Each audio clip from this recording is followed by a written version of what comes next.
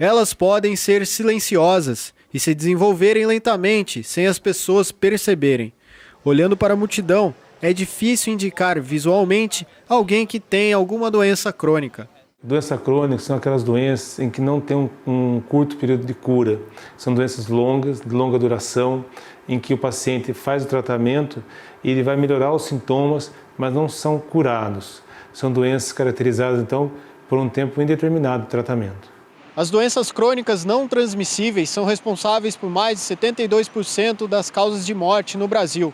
Segundo dados da Pesquisa Nacional de Saúde, cerca de 40% da população adulta brasileira sofre com pelo menos um tipo de doença crônica.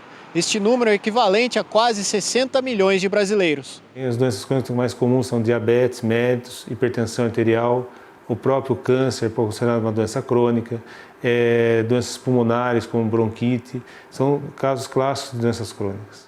O diabetes é um dos exemplos mais comuns e atinge cerca de 9 milhões de brasileiros. Essa doença ocasiona a falência do pâncreas, que é responsável pela produção de insulina. Está dividida em 3 tipos. O tipo 1, o pâncreas não funciona. Aí o portador ele tem que usar a insulina para estar fazendo a vez do pâncreas. O tipo 2, o pâncreas funciona, só que em pouca quantidade.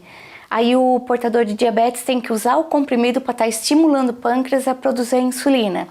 E o gestacional, a mãe adquire quando está grávida e quando ela tem o bebê pode sumir o diabetes ou continuar. É uma doença em que o paciente que seguir o tratamento pode ter uma boa qualidade de vida, mas se não tomar cuidados, as consequências podem ser graves. Se a pessoa controlar o diabetes, uma vida normal, não tem problema nenhum. Infelizmente, as sequelas acontecem nas pessoas que não controlam e deixam a doença muito alta. Aí vai ocasionando as amputações e cegueira da pessoa. A doença renal crônica também faz parte desse tipo de doença. Assim como as demais, é silenciosa e imperceptível durante os primeiros estágios. É uma doença em que a função renal, né, ela está totalmente comprometida. Então, só que essa doença ela é progressiva, né, ela tem 5 fases. As 2 primeiras fases, o paciente é assintomático.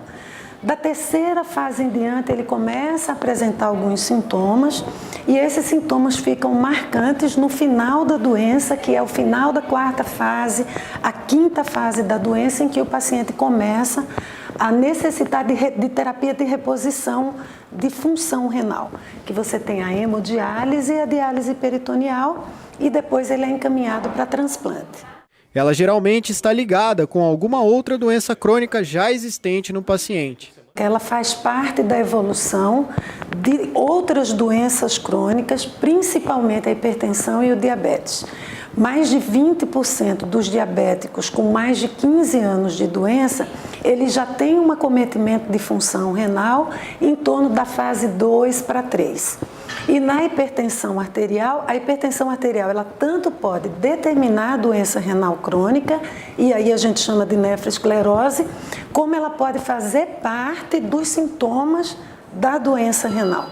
E apesar de o paciente ter uma série de recomendações e restrições, ele vive melhor do que as pessoas que tinham a mesma doença no passado. A terapia dialítica, ela sofreu nos últimos 20 anos uma modificação grande. Então, as máquinas de diálise, elas são mais modernas, elas têm mecanismos de controle que antigamente não existia. O rim é responsável também por regular o tecido ósseo, né? Então, a doença óssea da insuficiência renal também é suprida através de medicamento. Então, a evolução desses pacientes hoje é muito melhor do que há uns anos atrás.